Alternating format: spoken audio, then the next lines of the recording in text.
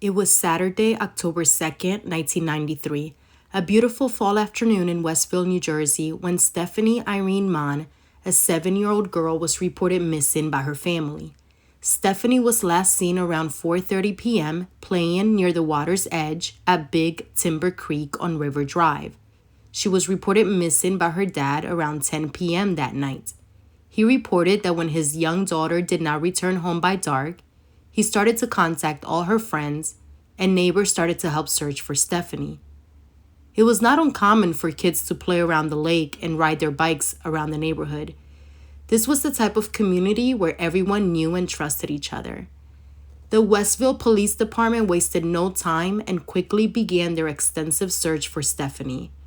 The police went knocking door to door and used search dogs to canvass the neighborhood. Law enforcement also drove around the quiet neighborhood announcing over loudspeakers the disappearance of Stephanie and asking for the community to be on the lookout. Volunteers from close to 40 different departments came together to search for Stephanie. The team searched Saturday night throughout the night, but no sign of her. The search continued. They looked everywhere they could think of: the river, the wooded areas nearby, riverbanks, and they even searched the county's incinerator. During Sunday's search, the Palisades Search and Rescue Team from North Jersey picked up Stephanie's scent in the Big Timber Creek, and for that reason, the search was focused on that creek. This was later confirmed by Westville Sergeant Joseph LaPella. At this time, the case was being handled as a missing child case. Sergeant Joseph LaPella stated that he did not recall any recent drownings in the creek, but did observe a rope hanging from a tree branch, which was often used to swing over the water. He stated that it was possible she may have swung using that rope and may have fallen into the water. However, he also stated that it was possible she may have been taken. This put a lot of people on edge. The community, family, and friends, and agencies from all over the state of New Jersey were searching for this little girl. 4 days later, Stephanie's body was located. Her body was found at the bottom of the Big Timber Creek in a duffel bag. It was weighted down by cinder blocks. Stephanie had been assaulted, she had been murdered, stuffed in a bag, and dumped in the creek. Early in the investigation, a man was identified as a suspect. His name? Timothy McFarland. 23 years old, brought up in a Christian household, went to a Christian school, and was raised by his mother, who was a nurse, and his father, who was a minister. Timothy was married. He had 2 kids. He lived very close to Stephanie's home, about a block away, and soon after the incident, he moved away to a completely different town. He was the main suspect at that time. It was rumored that some of the young girls living in the town he moved into were scared to walk around their neighborhood alone. They were truly terrified of him. It was also said that during the search for Stephanie, Timothy McFarland was standing in the crowd talking to the neighbors. It was reported that law enforcement found incriminating evidence in Timothy McFarland's house and boat. On Valentine's Day, Timothy McFarland was brought in for questioning, and he confessed to killing little Stephanie Monn. The day after, he was officially charged with Stephanie's murder. McFarland was held in the county jail, and when he made his first appearance, he showed little emotion and said very little. He was arraigned and held on a $750,000 cash bail. In December of 1995, Timothy McFarland pleaded guilty and was able to avoid the death penalty. The prosecutor in this case, Harris White Cotton, would explain that the suspect did a terrible thing to Stephanie, which I won't say on this video, and that to cover it up and to keep her from telling her parents, he decided to end her life.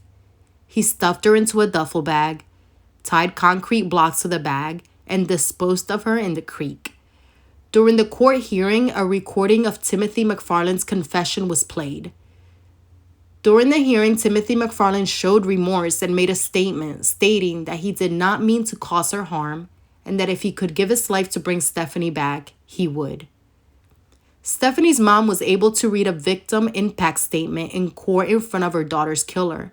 Standing only feet away from Timothy McFarland, she made some heartbreaking statements. She asked him why. Why did he do what he did? Holding back tears, she went on to let the killer know how she felt about him, calling him a bully, a coward, and a liar. Timothy McFarland was sentenced to life in prison in the Superior Court in Woodbury, New Jersey for the 1993 kidnapping and strangling of 7-year-old Stephanie Monn. Under the sentence imposed by Judge Joseph Lisa, he must serve at least 30 years of his sentence. He would receive credit for 1 year in jail, making him eligible for parole in 2025, which is 3 years from the making of this video. Immediately upon entering prison to serve his life sentence, Timothy Daniel McFarland changed his name to Hunter Shane McDaniels. He's currently serving his sentence in the state of New Jersey Department of Corrections. Stephanie Irene Monn was described by her second grade teacher as an outgoing, delightful little girl who was kind to her peers and always had a smile on her face. Stephanie was in the Westville soccer team, and she was described as a little spitfire who loved to play the game. She was truly loved by her family, friends, and neighbors.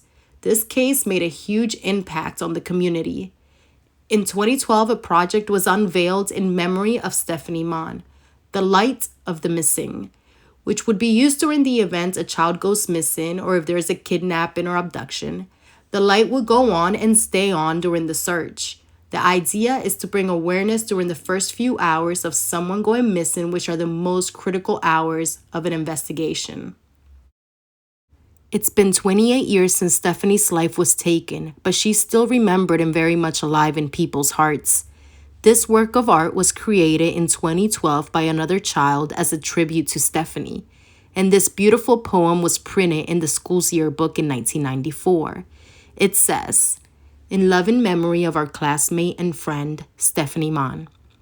In all our hearts, there will always be a special place for Stephanie, a girl with lots of personality and natural sports ability. She made her friends so easily and treated all very kindly. She showed us her great artistry, and she smiled at us so tomboyishly. Second graders know it's true. She'll always be remembered at Parkview."